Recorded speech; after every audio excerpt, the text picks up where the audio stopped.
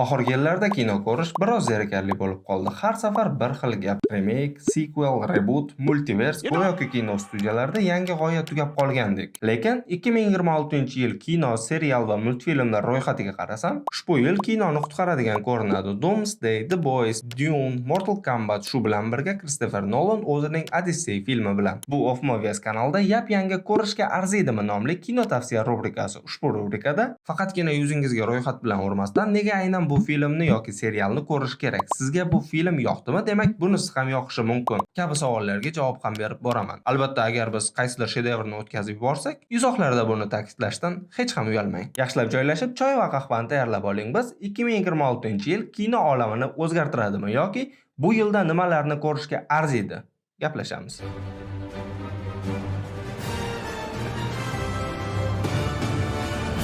Ro'yxatni albatta ko'plab reytinglarda eng ko'p kutilayotgan deb topilgan qasoskorlardan boshlasak. Robert Downey Marvelni qutqarib qolish uchun MCUga multi-olam darajasidagi yovuz obrazida qaytmoqda. Filmga rejissyor sifatida aka-uka russollar tanlangan. Bu filmning ajoyib chiqishini garantiyalaydi desak ham adashmagan bo'lamiz. Sababi aka-uka russollar cheksizlik jangini epik darajada taqdim eta olgan rejissyorlar. Undan tashqari Doomsday yashirin treyleri tahlili videomizda russollar o'z-o'zini o'sha eski qahramonlar bilan ko'proq ishlamoqchi ekanligini aytgandik. To'g'risi, Doomsdayga ortiqcha maydalashishimiz ham shart emas. Sababi buning barchasini juda yaxshi bilasiz va biz ham YouTube kanalida anchagina tahlil qilganmiz.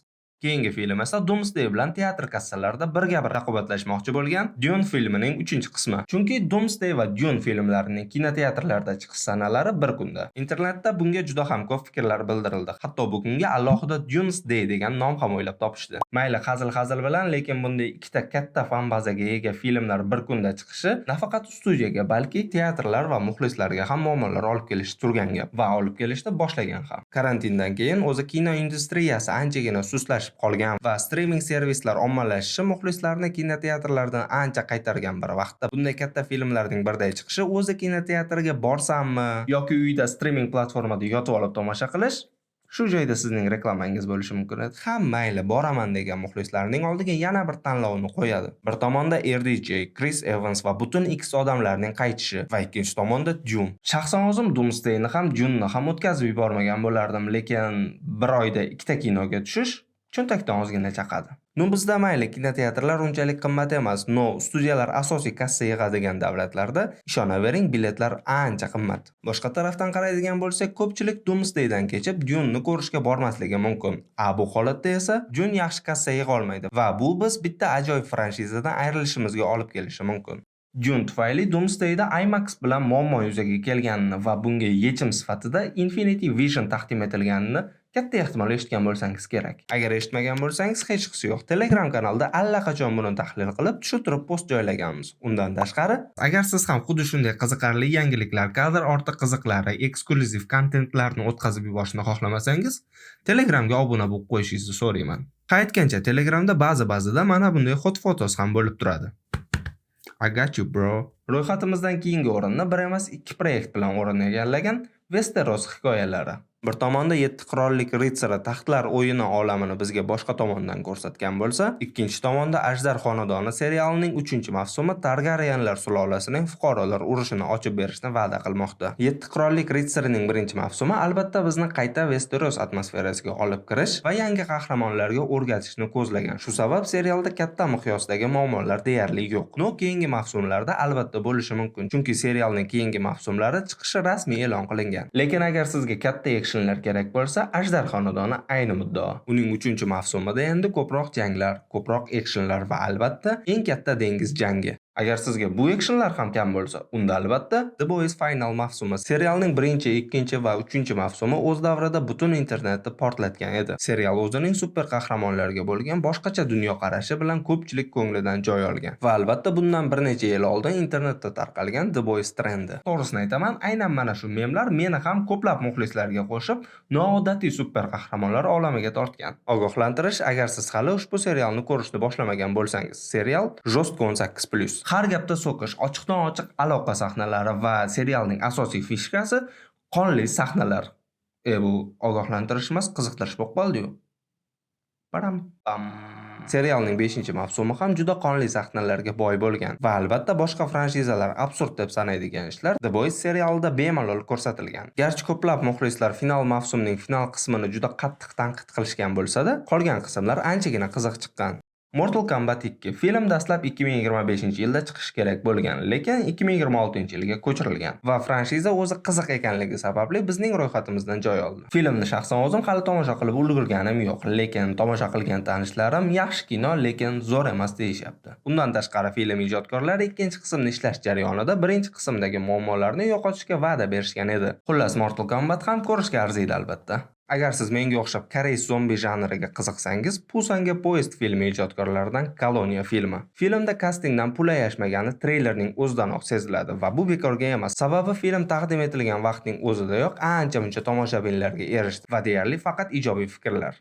Undan tashqari O'lmas odam yoki Mangu odam. Ushbu film O'tkir soyabonlar yoki o'zbek tilidagi lokalizatsiyada Shelbylar oilasi serialining davomi va bosh rolda legendarniy Cillian Murphy. Filmda ko'plab eski qahramonlar qaytadi, undan tashqari yangilari ham yetarlicha bo'ladi. To'g'risi bu filmga ortiqcha izoh berishning keragi yo'q. Ko'rishga arziydimi? Emas, ko'rish shart. Yana ko'rish shart va izoh talab qilmaydigan filmlar Marveldan O'rgimchak odam va DCdan Super qiz. Avot keyingi filmga izoh kerak. Odyssey filmi. Gollivudda Matt Damonning bitta vazifasi bor. U ham bo'lsa uyga qaytish. Bir qarasa Marsdan uyga qayta olmay qiynaladi, yana bir qarasa urushdan. Ana endi Odyssey obrazida uyga qayta olmaydi. Film kastiga, vizualga va rejissyorlikka gap so'z bo'lishi mumkin emas. Hammasi eng zo'ri. Odyssey filmi internetda shovqin ko'tarishda Papa Essiedu ijrosidagi Severus Snape'dan oshib tushdi. Film hali chiqmadi va rollar uncha aniq emas, lekin treyler shuni ko'rsatyaptiki, Achilles deyarli super qahramon rolini Elliot Page yoki jinsini o'zgartirishdan oldin Ellen Page o'ynayotgan bo'lishi mumkin. Bu o'sha muqaddima filmidagi tushlar arxitektori rolini o'ynagan qiz. Xullas, internetda bu mavzu bo'yicha juda ham ko'p memlar chiqdi. Elliot Page'ni Terminator Hulk obrazlariga qo'yib ham ko'rishdi. Fikrim esa, Severus Snape'ga qanday reaksiya qilganim esingizdami? Tasavvur qiling, o'sha reaksiya faqat 2 barobar. Aynan shu mening Elliot Page'ga reaksiyam.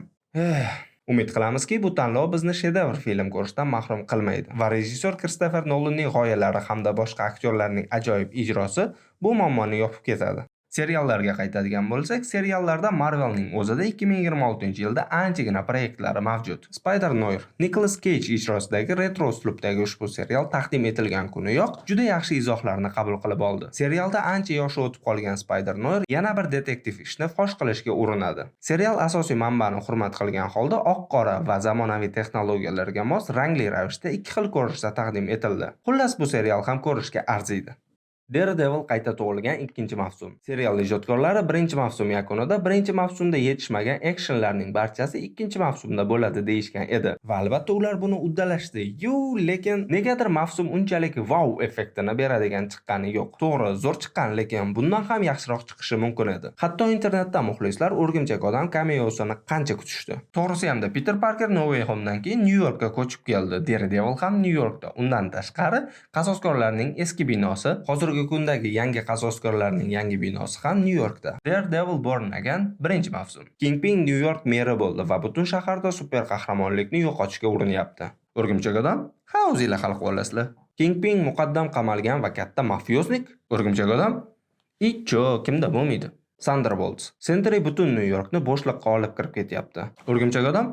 Menda muhimroq ishlar bor. Daredevil va Punisher. Bizda sendan ham muhimroq ishlar bor. Daredevil 1-mavsum Noveladni u vaqtda Netflixdan endi sotib olgan va cameo qilishga katta ehtimol ulgurishmasdi. Lekin endi 2-mavsumda bemalol cameo qilish iloji bor edi. Mayli Spider-Man emas, New Yorkda shuncha qasoskorlar bor. Hech bo'lmaganda Punisherni sudrab kelishganda ham ancha yaxshiroq bo'lardi. Lekin nima bo'lganda ham serial yaxshi va eski Netflix olamidagi Jessica'ni qaytardi. Hamda serialning Netflix olamidagi atmosferasini 2-mavsumda ham saqlab qolgan. Shu sabab serial tavsiya etiladi. Yetmagan joyiga ko'rish tavsiya etiladiganlar Monarch serialda internetda allaqachon Interstellar 2 degan laqab olishga ulgurgan Hail Mary projekti filmi. Legendarniy Rick va Morty 9-mavsumi va albatta Hunger Games yoki bizdagi lokalizatsiyada hayot-mamot o'yinlari.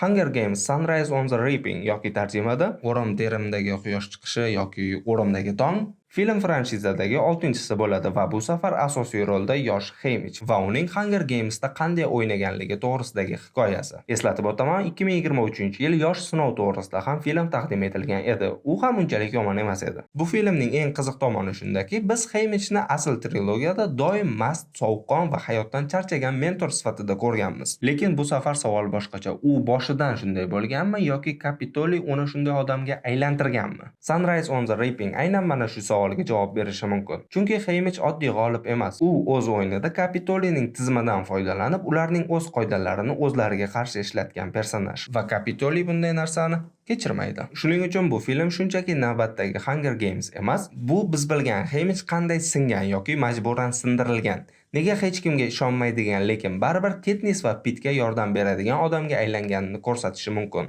Ballad of Songbirds and Snakes bizga Snow qanday yovuzga aylanganini ko'rsatgan bo'lsa, Sunrise on the Reaping bizga Haymitch qanday tirik qolganini emas, qanday qilib ichidan o'lganini ko'rsatishi mumkin. Agar videoda siz shedevr deb topgan film yoki serial qo'shilmay qolgan bo'lsa, izohlarda uni biz va boshqa muxlislar bilan bo'lishishdan hech ham uyalmang.